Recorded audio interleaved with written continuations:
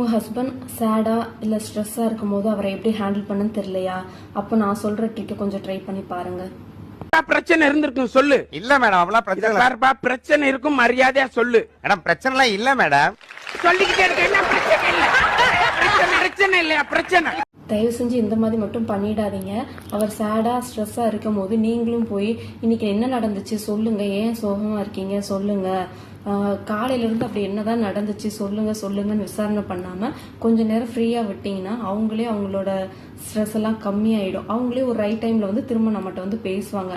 ஆனால் நம்ம செய்ய வேண்டியது அவங்களுக்குன்னு ஒரு ஃப்ரீ டைம் கொடுக்க வேண்டியது தான். அந்த ஃப்ரீ டைமில் அவங்களே சரியாயிடுவாங்க. நீங்கள் ஃபாலோ பண்ணி பாருங்கள். அவங்க சேடாக ஸ்ட்ரெஸ்ஸாக இருக்கும் போது அவங்களுக்கு தேவைப்படுறது நம்மளோட அட்வைஸ் இல்லை, நம்மளோட சப்போர்ட் தான். அவங்க அந்த சேடாக இருக்கிற டைமில் அவங்களுக்கு ஒரு ஸ்பேஸ் கொடுத்துட்டு நம்ம அமைதியாக இருக்கும் போது அவங்க சரியாயிடுவாங்க. இதுவும் ஒரு சைக்கலாஜிக்கல் ட்ரிக் தான். நீங்கள் ட்ரை பண்ணி பாருங்கள். கண்டிப்பாக உங்கள் ரிலேஷன்ஷிப் இன்னும் கொஞ்சம் ஸ்ட்ராங் ஆகும், பெட்டர் ஆகும்.